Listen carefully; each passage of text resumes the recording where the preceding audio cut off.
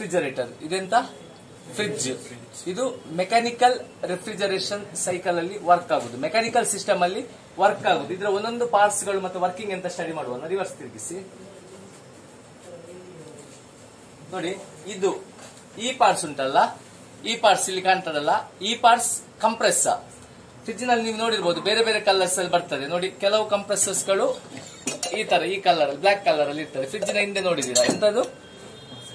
Compressor. ಇದನ್ನು refrigeration system ನ ಹೃದಯ ಭಾಗ ಅಂತ ಹೇಳ್ತಾರೆ. ಎಂತ? ಹಾರ್ಟ್. ಇದು ಕಂಪ್ರೆಸರ್. ಅದರ ನೆಕ್ಸ್ಟ್ ಬರುವಂತದ್ದು ಈ ರೀತಿ ಇದೆಲ್ಲ, ಇದು ಕಂಡೆನ್ಸರ್. ಇದು ಕಂಡೆನ್ಸರ್. ಇದರಲ್ಲಿ ಈ ರೀತಿ ಫಿನ್ಸ್ ಇದೆ, ಅದು ಯಾಕಂತ ಹೇಳ್ತೇನೆ. ಇದು ಕಂಡೆನ್ಸರ್.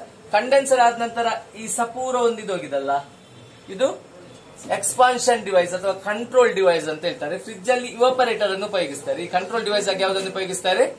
ಇವಾಪರೇಟರ್ ಅನ್ನು ಉಪಯೋಗಿಸ್ತಾರೆ. ಈಗ ನೋಡಿದ್ರಿ, ಕಂಪ್ರೆಸರ್, ಕಂಡೆನ್ಸರ್, ಎಕ್ಸ್ಪಾನ್ಷನ್ ಡಿವೈಸ್ ಅಥವಾ ಕಂಟ್ರೋಲ್ ಡಿವೈಸ್, ಕ್ಯಾಪಿಲರಿ ಯೂಸ್ ಮಾಡಿದ್ದಾರೆ. ನಂತರ ಇವಾಪರೇಟರ್. ತಿರುಗಿಸಿ, ಇವಾಪರೇಟರ್ ಎಂದು ತೋರಿಸಿ. ಇವಾಪರೇಟರ್ ಓಪನ್ ಮಾಡಿ, ಡೋರ್ ಓಪನ್ ಮಾಡಿ ನೋಡಿ. ಇದರ ಒಳಗಡೆ ಉಂಟಲ್ಲ, ಒಳಗಡೆ ಇದು ಇವಾಪರೇಟರ್. ರೆಫ್ರಿಜರೇಷನ್ ಸಿಸ್ಟಮ್ ನ ಹೃದಯ ಭಾಗ ಅಂತ ಹೇಳಿದ್ದೇನೆ. ಇದು ಕಂಪ್ರೆಸರ್.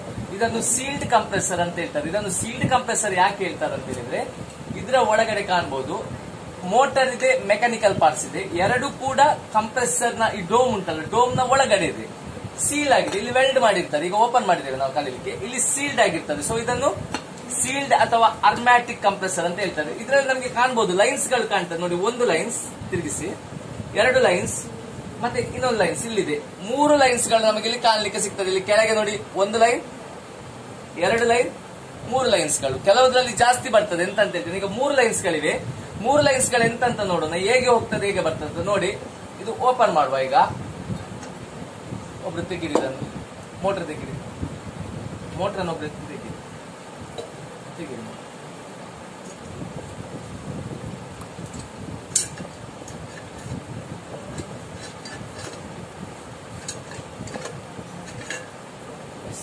ನೋಡಿ, ನಾವೀಗ ಮೋಟರ್ ಅನ್ನು ತೆಗೆದೇವೆ. ಅದರಿಂದ ಇಲ್ಲಿ ನೋಡಿ ಲೈನ್ಸ್ ಗಳು ಕಾಣಬಹುದು. ಒಂದು ಇಲ್ಲಿ ಒಳಗಡೆ ಒಂದು ಬಂದಿರುವಂತಹ ಈ ಲೈನ್ಸ್ಗೆ ಈ ಪೈಪ್ಸ್ ಗಳು ಈ ರೀತಿ ಟಚ್ ಆಗಿರ್ತದೆ. ಮತ್ತೆ ಎರಡು ಲೈನ್ಸ್ ಗಳು ಕಾಣಬಹುದು ನೋಡಿ. ಇಲ್ಲಿದ್ದ ಲೈನ್ಸ್ ಡೈರೆಕ್ಟ್ ಆಗಿ ಇದ್ರ ಒಳಗಡೆ ಇದೆ. ಮತ್ತೆ ಇಲ್ಲಿದ್ದಂತ ಲೈನ್ಸ್, ಇಲ್ಲಿ ಕೆಳಗಡೆ ಇದ್ದಂತ ಲೈನ್ ಕೂಡ ಇದ್ರ ಒಳಗಡೆ ಡೈರೆಕ್ಟ್ ಇದೆ. ಸೊ ಒಂದು ಸಕ್ಷನ್ ಲೈನ್, ಒಳಗಡೆ ಹೋಗುವಂತದ್ದು ಸಕ್ಷನ್ ಲೈನ್ ನೋಡಿ. ಇಲ್ಲಿ ಪಿಂಚ್ ಮಾಡಿರ್ತಾರಲ್ಲ, ಪಿಂಚ್ ಮಾಡಿರುವಂತದ್ದು, ಪಿಂಚ್ ಫ್ರಿಡ್ಜ್ ನ ಹಿಂದ್ಗಡೆ ಕಂಪ್ರೆಸರ್ಗೆ ಪಿಂಚ್ ಮಾಡಿರುವಂತದ್ದು ಗ್ಯಾಸ್ ಹಾಕುವಂತಹ ಭಾಗ, ಗ್ಯಾಸ್ ಹಾಕುವಂತಹ ಭಾಗ. ಮತ್ತೊಂದು ಡಿಸ್ಚಾರ್ಜ್ ಲೈನ್, ಈ ಲೈನ್ ಇದಲ್ಲ, ಈ ರೀತಿ ಬಂದು ನೋಡಿ, ಈ ರೀತಿ ಬಂದು ಹೊರಗಡೆ ಇದಕ್ಕೆ ಟಚ್ ಆಗಿದಲ್ಲ, ಇದಕ್ಕೆ ಬಂದಿದೆ ನೋಡಿ, ಇಲ್ಲಿ ಕೆಳಗೆ ಬಂದಿದೆ. ಇದು ಡಿಸ್ಚಾರ್ಜ್ ಲೈನ್. ಇಲ್ಲಿ ನಿಮಗೆ ಕಾಣಬಹುದು, ಇಲ್ಲಿ ಕೆಳಗಡೆ ಇದೆ ಸಣ್ಣದಾಗಿ. ಇದು ಡಿಸ್ಚಾರ್ಜ್ ಲೈನ್. ಅದು ಇಲ್ಲಿ ಒಳಗಡೆಯಿಂದ ಈ ರೀತಿಯಾಗಿ ಈ ರೀತಿ ಬಂದಿದೆ, ಡಿಸ್ಚಾರ್ಜ್ ಲೈನ್. ಮತ್ತೊಂದು ಇಲ್ಲಿ ಸಕ್ಷನ್ ಲೈನ್, ಒಳಗಡೆ ಬರುವಂತದ್ದು ಸಕ್ಷನ್ ಲೈನ್. ಈಸಿಯಾಗಿ ಫೈಂಡ್ ಮಾಡಬಹುದು. ಚಾರ್ಜ್ ಲೈನ್ ಗೆ ಪಿಂಚ್ ಮಾಡಿರ್ತಾರೆ, ಚಾರ್ಜ್ ಲೈನ್ ಪಿಂಚ್ ಆಗಿರ್ತದೆ. ಡಿಸ್ಚಾರ್ಜ್ ಲೈನ್ ಗೆ ಒಳಗಡೆ ಒಂದು ಇದು ಬಂದು ಈ ರೀತಿ ಹೊರಗಡೆ ಬಂದಿರ್ತದೆ. ಚಾರ್ಜ್ ಲೈನ್ ಪಿಂಚ್ ಆಗಿರ್ತದೆ, ಡಿಸ್ಚಾರ್ಜ್ ಲೈನ್ ಈ ಟಚ್ ಆಗಿ ಈ ರೀತಿ ಹೊರಗಡೆ ಬಂದಿರ್ತದೆ ಟ್ಯೂಬ್ ಮೂಲಕ. ಮತ್ತೆ ಸಕ್ಷನ್ ಲೈನ್ ಡೈರೆಕ್ಟ್ ಆಗಿ ಇದಕ್ಕೆ ಟಚ್ ಆಗಿರ್ತದೆ. ಮತ್ತೆ ಫ್ರಿಡ್ಜ್ ಅಲ್ಲಿ ನಾವು ಅಬ್ಸರ್ವ್ ಮಾಡುದು ಸುಲಭ. ಸಕ್ಷನ್ ಲೈನ್ ಕಂಪ್ರೆಸರ್ ಒಳಗೆ ಬಂದಿರ್ತದೆ. ಡಿಸ್ಚಾರ್ಜ್ ಲೈನ್ ಹೇಗಿರ್ತದೆ ಅಂತ ಹೇಳಿದ್ರೆ, ಕಂಡೆನ್ಸರ್ ಕೊಡಿ ನೋಡಿ. ಡಿಸ್ಚಾರ್ಜ್ ಲೈನ್ ಯಾವತ್ತೂ ಕೂಡ ಡಿಸ್ಚಾರ್ಜ್ ಆಗಿರುವಂತದ್ದು, ಡಿಸ್ಚಾರ್ಜ್ ಲೈನ್ ಕಂಡೆನ್ಸರ್ ಗೆ ಅಟ್ಯಾಚ್ ಆಗಿರ್ತದೆ. ಹೀಗೆ ಕಂಡೆನ್ಸರ್ ಗೆ ಅಟ್ಯಾಚ್ ಆಗಿರ್ತದೆ, ಕಂಡೆನ್ಸರ್ ಗೆ ಅಟ್ಯಾಚ್ ಆಗಿರ್ತದೆ. ಇದು ಕಂಡೆನ್ಸರ್ ಕಾಣಬಹುದು ನಿಮ್ಗೆ. ಈ ಕಂಡೆನ್ಸರ್ ನ ಈ ಲೈನ್ಸ್ ಉಂಟಲ್ಲ, ಡಿಸ್ಚಾರ್ಜ್ ಅಂತ ಹೇಳಿ, ಇದು ಇದಕ್ಕೆ ಅಟ್ಯಾಚ್ ಆಗಿರ್ತದೆ.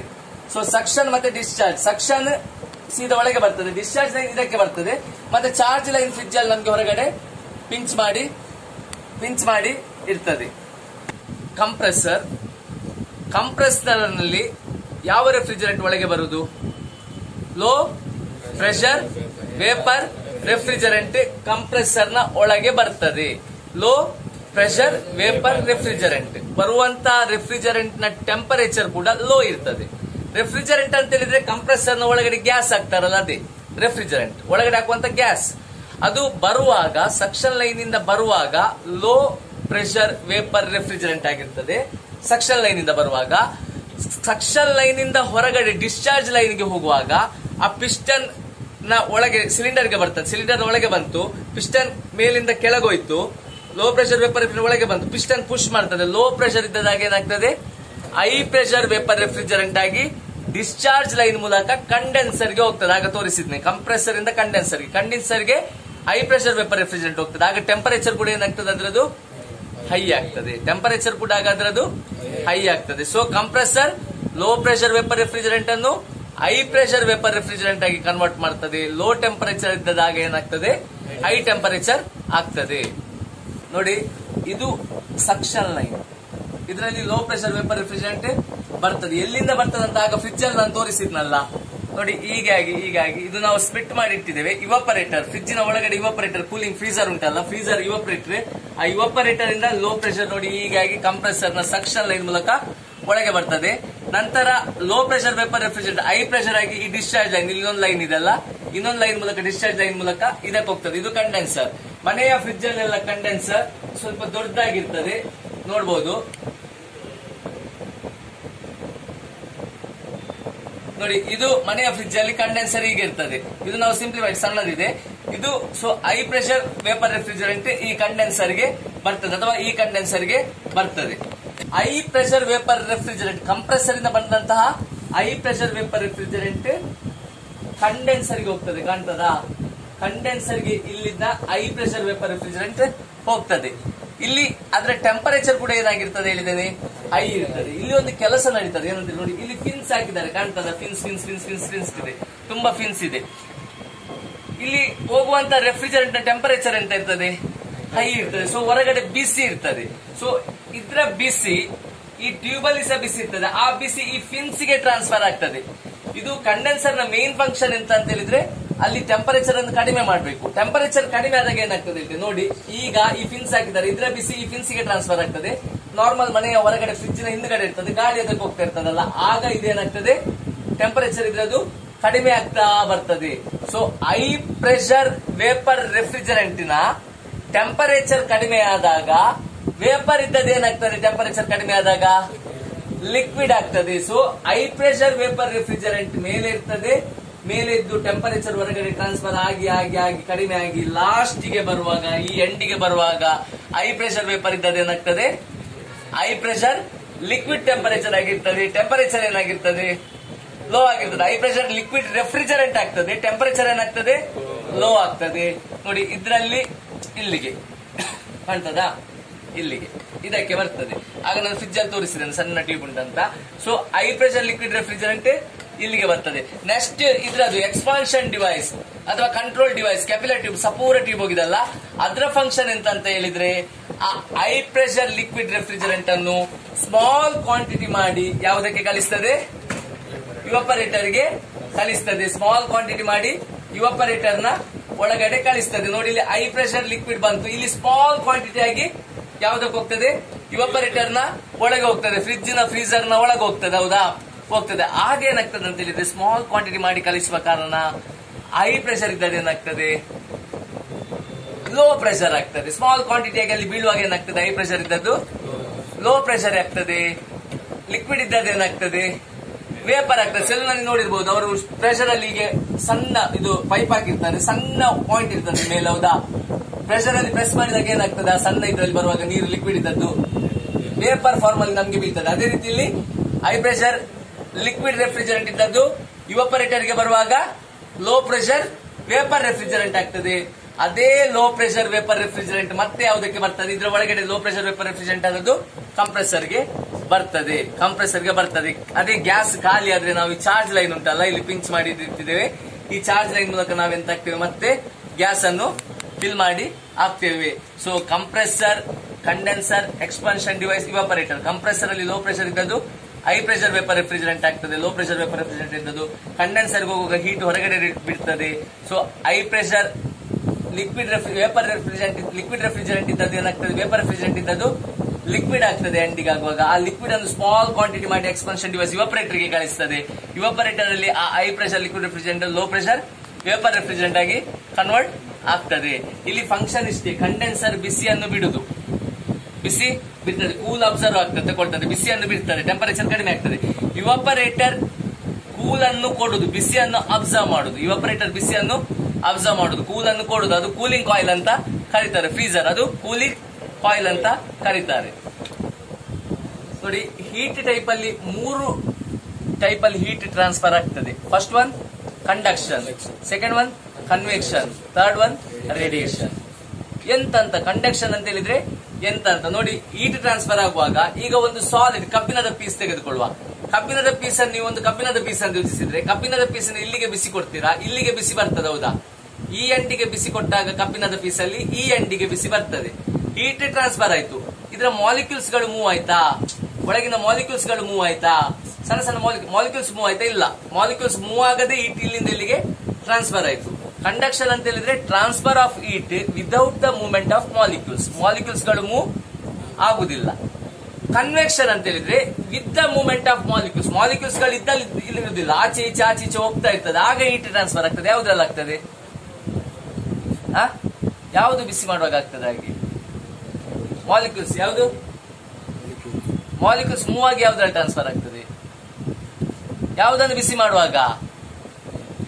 ನೀರು ಬಿಸಿ ಮಾಡುವಾಗ ಏನಾಗ್ತದೆ ನೋಡಿ, ಮಾಲಿಕ್ಯೂಲ್ಸ್ ಗಳು ಮೇಲೆ ಕೆಳಗೆ ಮೂವ್ ಆಗ್ತದೆ. ಮಾಲಿಕ್ಯೂಲ್ಸ್ ಗಳು ಮೂವ್ ಆಗಿ ಟ್ರಾನ್ಸ್ಫರ್ ಆಗುದು. ನೀರಿನ ಮಾಲಿಕ್ಯೂಲ್ಸ್ ಗಳು ಒಂದೇ ಕಡೆ ಇರ್ತದ, ಆಚೆ ಮೂವ್ ಆಗ್ತದೆ. So transfer of heat with the movement of molecules is called convection. ಅದು ಲಿಕ್ವಿಡ್ ಮತ್ತೆ ಗ್ಯಾಸಸ್ ಅಲ್ಲಿ ಆಗಿ ಆಗುದು. ಅನಿಲ ಮತ್ತೆ ದ್ರವ ವಸ್ತುಗಳಲ್ಲಿ ಆ ರೀತಿ ಹೀಟ್ ಟ್ರಾನ್ಸ್ಫರ್ ಆಗ್ತದೆ. ರೇಡಿಯೇಷನ್ ಅಂತ ಹೇಳಿದ್ರೆ ವಿದೌಟ್ ಮೀಡಿಯಂ, ಯಾವುದೊಂದು ಮೀಡಿಯಂ ಇಲ್ಲದೆ ಡೈರೆಕ್ಟ್ ಆಗಿ ಹೀಟ್ ಟ್ರಾನ್ಸ್ಫರ್ ಆಗುದು. ಅದು ಸೂರ್ಯನಿಂದ ನಮಗೆ ವಿದೌಟ್ ಮೀಡಿಯಾ ಹೀಟ್ ಟ್ರಾನ್ಸ್ಫರ್ ಆಗ್ತದೆ. That is called radiation. Transfer of heat without media, ಅದು ರೇಡಿಯೇಷನ್. ಗೊತ್ತಾಯ್ತಾ? ಮತ್ತೆ ನೋಡಿ, 4 ಇಂಪಾರ್ಟೆಂಟ್ ಪಾಯಿಂಟ್ಸ್ ಗಳಿವೆ ಇನ್ನು. ಒಂದು ಫ್ರೀಸಿಂಗ್ ಪಾಯಿಂಟ್, ಮತ್ತೊಂದು ಮೆಲ್ಟಿಂಗ್ ಪಾಯಿಂಟ್, ಮತ್ತೊಂದು ಬಾಯ್ಲಿಂಗ್ ಪಾಯಿಂಟ್, ಮತ್ತೊಂದು ಕಂಡೆನ್ಸಿಂಗ್ ಪಾಯಿಂಟ್. ಫ್ರೀಸಿಂಗ್ ಪಾಯಿಂಟ್ ಅಂತ ಹೇಳಿದ್ರೆ ಎಂತ ಅಂತ ಹೇಳಿದ್ರೆ, ಯಾವ ಟೆಂಪರೇಚರ್ಗೆ ಲಿಕ್ವಿಡ್ ಇದ್ದದ್ದು ಸಾಲಿಡ್ ಆಗಿ, ದ್ರವ ಇದ್ದದ್ದು ಘನ ವಸ್ತುವಾಗಿ ಬದಲಾಗ್ತದ, ಅದನ್ನು ಎಂತ ಫ್ರೀಸಿಂಗ್ ಪಾಯಿಂಟ್ ಅಂತ ಹೇಳ್ತಾರೆ. The temperature at which the liquid is converts to solid. Liquid ಇದ್ದದ್ದು ಸಾಲಿಡ್ ಆಗಿ ಕನ್ವರ್ಟ್ ಆದ್ರೆ ಎಂತ ಹೇಳ್ತಾರೆ? ಅದಕ್ಕೆ ಫ್ರೀಸಿಂಗ್ ಪಾಯಿಂಟ್ ಅಂತ ಹೇಳ್ತಾರೆ. ಇಲ್ಲಿ ನಮಗೆ 0 ಡಿಗ್ರಿ ಸೆಂಟಿಗ್ರೇಡ್ ಗಿಂತ ಬಿಲೋ ಹೋದಾಗ ಆ ಲಿಕ್ವಿಡ್ ಇದ್ದದ್ದು ಏನಾಗ್ಲಿಕ್ಕೆ ಸ್ಟಾರ್ಟ್ ಆಗ್ತದೆ? ಸಾಲಿಡ್ ಆಗ್ಲಿಕ್ಕೆ ಸ್ಟಾರ್ಟ್ ಆಗ್ತದೆ. 0 ಡಿಗ್ರಿ ಸೆಂಟಿಗ್ರೇಡ್ ಗಿಂತ ಕಡಿಮೆ ಆಗ್ತಾ ಹೋದಾಗ, ಅಲ್ಲಿ ಮೈನಸ್ ಟೆಂಪರೇಚರ್ ಆಗ್ತಾ ಹೋದಾಗ ಲಿಕ್ವಿಡ್ ಇದ್ದದ್ದು ಸಾಲಿಡ್ ಆಗ್ತದೆ. ಅದು ಫ್ರೀಸಿಂಗ್ ಪಾಯಿಂಟ್. ಮೆಲ್ಟಿಂಗ್ ಪಾಯಿಂಟ್ ಅಂತ ಹೇಳಿದ್ರೆ ಐಸ್ ಕ್ರೀಮ್ ಮೆಲ್ಟ್ ಆಗುದು ಅಂತ ಹೇಳ್ತಾರೆ, ಗಟ್ಟಿ ಇರ್ತದೆ, ನೀರಾಗುದಲ್ವಾ? So the temperature at which the solid converts to liquid. ಘನ ವಸ್ತುಗಳು ದ್ರವ ವಸ್ತುವಾಗಿ ಬದಲಾಗುವುದು. The temperature at which the solid converts to liquid is called ಎಂತ? Melting point. ಅದು 0 ಡಿಗ್ರಿ ಸಿ ಗಿಂತ ಬಿಲೋ ಆದಾಗ ಲಿಕ್ವಿಡ್ ಇದ್ದದ್ದು ಸಾಲಿಡ್ ಆಗುದು. 0 ಡಿಗ್ರಿಗಿಂತ ಜಾಸ್ತಿ ಟೆಂಪರೇಚರ್ ಆದಾಗ ಏನಾಗ್ತದೆ? ಸಾಲಿಡ್ ಇದ್ದದ್ದು ಲಿಕ್ವಿಡ್ ಆಗ್ಲಿಕ್ಕೆ ಸ್ಟಾರ್ಟ್ ಆಗ್ತದೆ. ನೆಕ್ಸ್ಟ್ ಬರುದು ಕಂಡೆನ್ಸಿಂಗ್ ಪಾಯಿಂಟ್. ಎಂತ? Boiling point. ಬಾಯ್ಲಿಂಗ್ ಅಂತ ಹೇಳಿದ್ರೆ ಅಂತಂದ್ರೆ, ಈಗ ಲಿಕ್ವಿಡ್ ಇರ್ತದೆ, ಲಿಕ್ವಿಡ್ ಅನ್ನು ಬಿಸಿ ಮಾಡ್ತೀರಾ, ಬಿಸಿ ಮಾಡಿದಾಗ ಏನಾಗ್ತದೆ? ಲಿಕ್ವಿಡ್ ವೇಪರ್ ಆಗ್ತದೆ. ಯಾವ ಟೆಂಪರೇಚರ್ಗೆ ಲಿಕ್ವಿಡ್ ಇದ್ದದ್ದು ವೇಪರ್ ಆಗಿ ಕನ್ವರ್ಟ್ ಆಗ್ತದೆ ಅದನ್ನೇನು ಹೇಳ್ತಾರೆ? ಬಾಯ್ಲಿಂಗ್ ಪಾಯಿಂಟ್ ಅಂತ ಹೇಳ್ತಾರೆ. 100 ಡಿಗ್ರಿ ಸೆಂಟಿಗ್ರೇಡ್ ಗಿಂತ ಜಾಸ್ತಿ. 100 ಡಿಗ್ರಿ ಸೆಂಟಿಗ್ರೇಡ್ ಗಿಂತ ಜಾಸ್ತಿ ಆದ ಕೂಡಲೇ ಲಿಕ್ವಿಡ್ ಇದ್ದದ್ದು ಏನಾಗ್ಲಿಕ್ಕೆ ಸ್ಟಾರ್ಟ್ ಆಗ್ತದೆ? ವೇಪರ್ ಆಗ್ಲಿಕ್ಕೆ ಸ್ಟಾರ್ಟ್ ಆಗ್ತದೆ. ಯಾವಾಗ ಲಿಕ್ವಿಡ್ ಇದ್ದದ್ದು ವೇಪರ್ ಆಯ್ತು ಅದನ್ನು boiling point. Temperature at which liquid is converts to vapour is called boiling point. Next ಬರುವಂತದ್ದು ಕಂಡೆನ್ಸಿಂಗ್ ಪಾಯಿಂಟ್. ಕಂಡೆನ್ಸರ್ ಅಲ್ಲ, ಕಂಡೆನ್ಸಿಂಗ್ ಪಾಯಿಂಟ್.